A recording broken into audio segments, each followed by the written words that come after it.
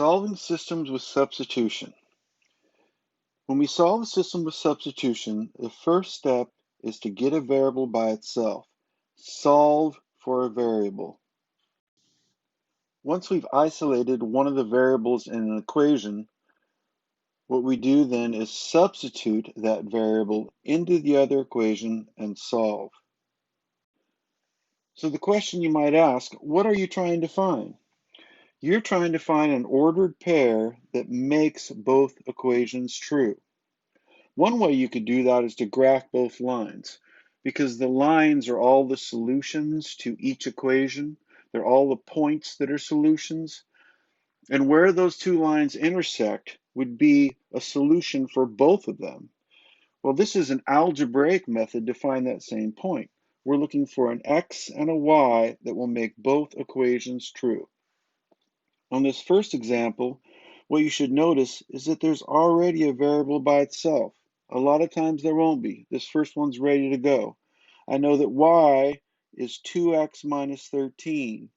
So what I'm going to do is substitute now. I'm going to take my other equation and I'm going to replace y with 2x minus 13. So I have negative 5x plus 4 times, I need parentheses because I'm putting more than one thing in place of y, 2x minus 13 equals negative 43. So this was y right here, and I replaced y with 2x minus 13. Now we have an equation with just one variable, an equation we can solve. So we're going to distribute the 4. 5x plus 4 times 2x is 8x, minus 4 times 13 is 52, equals negative 43. In algebra, whenever possible, always simplify. Negative 5x plus 8x is 3x. 3x minus 52 is negative 43. I'm going to get x by itself. So I'll first of all add 52. The last thing we usually do is divide to get rid of the coefficient. So this becomes 3x equals 9. Divide by 3. And I see that x is equal to 3. Now notice both equations have an x and a y. The solution for a linear equation, one that is a bunch of points on a graph that makes a straight line, is an ordered pair. So I need the y value. So what I can do with this x is 3 is I can plug it in either equation. It does not matter. I could take the top equation, negative 5 times x, which is 3, plus 4y equals negative 43. If I solve that, I'll do that. Negative 15 plus 4y equals negative 43. Now I'm going to add 15 to both sides. 4y equals negative 28. Divide by 4, and I get y equals negative 7. Notice I could have chosen the other equation, and the other equation would have been much easier. The reason for that is because y is already by itself. So the other equation, if I'd used that instead to get y, it would have been 2 times x, which is 3, minus 13. So that would be 6 minus 13. Notice that 6 minus 13 is negative 7. So y is negative 7. Both equations should produce the same value, or you did something wrong.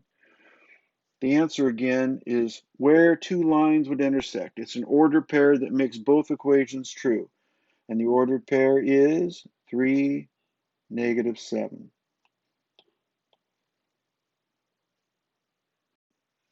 It is possible that you'll get a system that has no solution or that has infinite solutions. Think about when you graph two lines. So if I go to the coordinate plane and I graph two lines, several different things can happen. One, the two lines intersect at a point, in which case there is one solution for both equations. But it's also possible that the two lines, when you graph them, end up being parallel, and they share no solutions in common. So here we have one solution, here we have none, and it is possible that you graph your lines and they end up one and the other, and they are right on top of each other. In other words, every single point they share. So that would be a case of infinite solutions. Infinite. There are infinite ordered pairs that work in both equations because they end up being the same equation. Let's take a look at this next one. If you look back at the previous page, you'll notice the first step is to get a variable by itself. I can get y by itself fairly easily here. I just have to move the 4x to the other side. So what I'm going to do is add 4x to both sides. When I do that, I'm going to put the 4x in front. It's mx plus b, so it's 4x plus 2. Now, this equation we will no longer use. We'll use this one because it's a lot easier to work with. We have a variable solve for. That's the first step. It does not need to be y. X works just as well. Do the one that is easiest to solve for. So I'm going to take this y and I'm going to substitute it in the other equation. So I have 5x minus 5 times y, which is 4x plus 2 equals 20. And then I'll distribute 5x minus 20x. Notice when we distribute, we're distributing negative 5 through the parentheses. Negative 5 times 2 is negative 10, which is 20. Always, whenever possible, simplify. 5x minus 20x is negative 15x minus 10 equals 20. We'll add 10 to both sides. Negative 15x will equal 30. And divide both sides by negative 15, and x is negative 2. Now that we know x is negative 2, I'm going to take and plug that in the other equation. Y will equal 4 times my x, which is negative 2, plus 2. Y then is negative 8 plus 2, so y is negative 6. And the ordered pair where the two lines would intersect if you graph them would be negative 2 for x and negative 6 for y.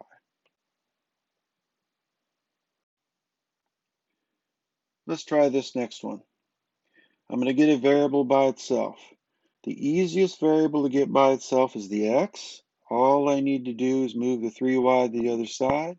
So I'm going to subtract 3y from both sides of the equation. And I get x equals negative 3y minus 4. Now, I'm not going to use this equation. I'll use this one, easier to work with. I'm going to plug that back into the other equation. 12y equals negative 16 minus 4 times x, which is negative 3y minus 4. Distribute. Remember that this is negative 4, not 4. 12y equals negative 16 plus 12y plus 16. On this side, we can simplify. We can add the two 16s together. Negative 16 plus 16 is 0. So it's 12y equals 12y. Well, at this point, you might already know the solution. That thing is always going to be true for any y value you plug in. And since any y value would make that equation true, there are going to be an infinite number of points that are solutions to these lines. And I'm guessing that if we look at these lines a little closer, let's do that.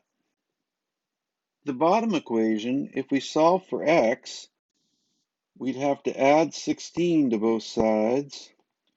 12y plus 16 equals negative 4x.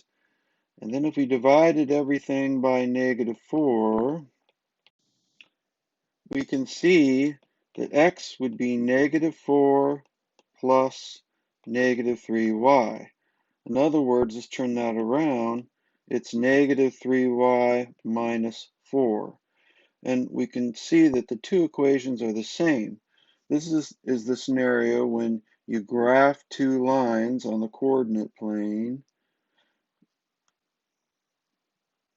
and you graph one line and you graph the other, and they end up being the same line. They overlap everywhere. There are infinite points that work. So there are infinite solutions here. And WAMAP, we're using the infinity symbol, sideways 8. So type 2 lowercase zeros on this question to get infinity. If I had a question like this, and I had the option, I would probably use elimination to solve it. The issue is there's no variable that's easy to solve for. However, you should know how to do this. You're just going to have to pick one. And I suppose I'm going to pick the y.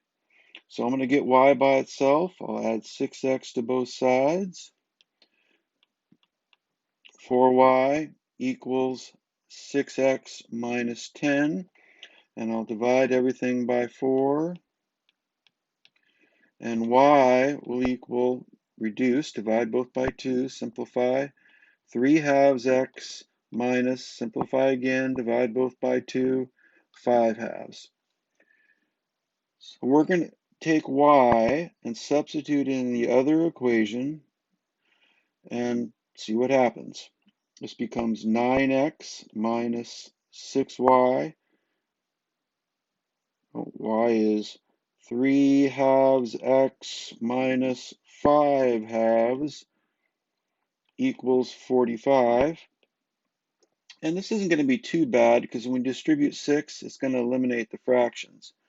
So this is 9x minus 6 times 3/2 is 18/2, and 18 divided by 2 is 9. So minus 9x.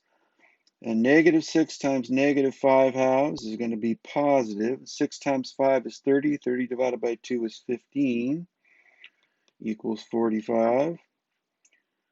Oh, look at that. They drop out. I get 15 equals 45. Uh-oh, something went wrong. We have no variables.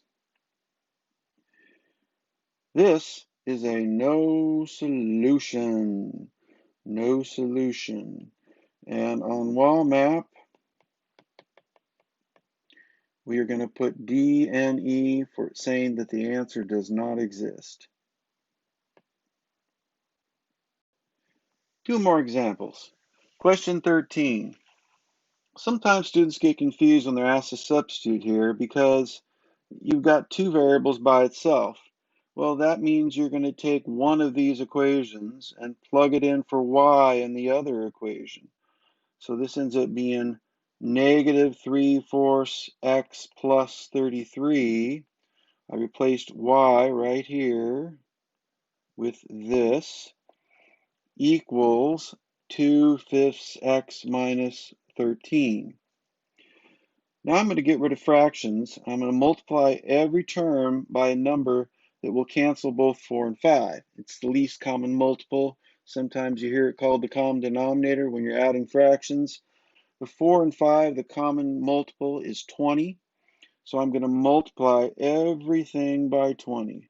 This term gets a 20, as does the 33. The 2/5 gets a 20, and the 13 gets a 20. The 4 and the 20 cancel, and you get 5, and 5 times -3 is -15x. 20 times 33 is 660. 20 and 5 cancel. 5 goes into 24 times. 2 times 4 is 8, so that's 8x. And 13 times 20 is 260. There are variables on both sides. I'm going to add 15x to both sides. So 660 will equal 23x minus 260. Now let's add 260 to both sides to get x by itself. So 23x equals 920. Divide both sides by 23. And 920 divided by 23 is 40. So x is 40. I'm going to plug that back in one of the equations. I'm going to use the top one. So y will equal 2/5 times 40 minus 13. 5 goes into 40 8 times. So this ends up being 16 minus 13. And 16 minus 13 is 3. So the ordered pair where these two lines would intersect is 43. Last example, and I put this one in here just because the question was asked a different way. Use algebra to find the point where these two equations intersect. This is just y equals and this is y equals. You can completely ignore the f of x and the g of x. Basically, what I have is y solved for in both equations. So this is pretty much the same as the last question. I can just take and replace the y in one equation, like that, for the y in the other equation. And I get 6/5 x plus 268 over 75 equals 1/5 x plus 253 over 75. Now, just like the last question, we want to eliminate fractions. We need to find the common multiple of 5, 75, 5, and 75, which happens to be 75. They all divide evenly into 75. So I'm going to multiply everything by 75, each term by 75. So then we're going to cancel. 5 goes into 75 15 times. 75 goes into 75 once. 5 into 75 15 times. And 75 and 75 cancel on the right. 15 times 6 is 90x plus 268 equals 1 times 15 is 15x. On the last term, we're left with 253. Now we'll get the variables on both sides. We'll subtract 15x.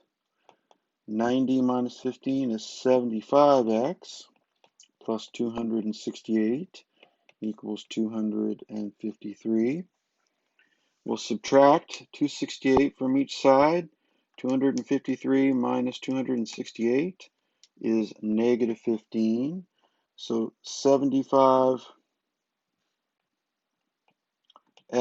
will equal negative 15. Let's go up here with that.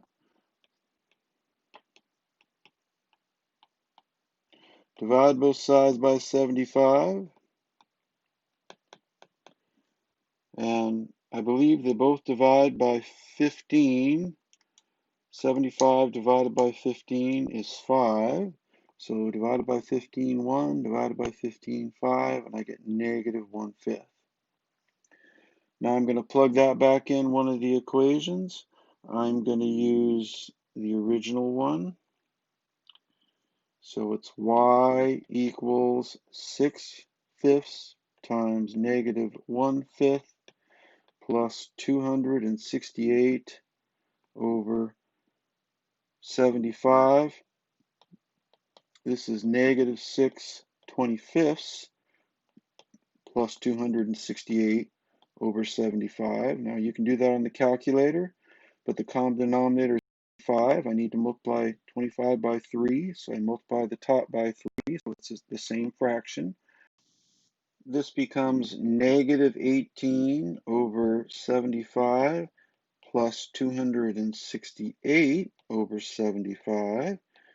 And over 75, then we have 250. These are both divisible by 25. You get 3 and 10. So we can see, ran out of room there, that y is 10/3. So the ordered pair in the upper right corner where the two lines would intersect would be -1/5 and 10/3.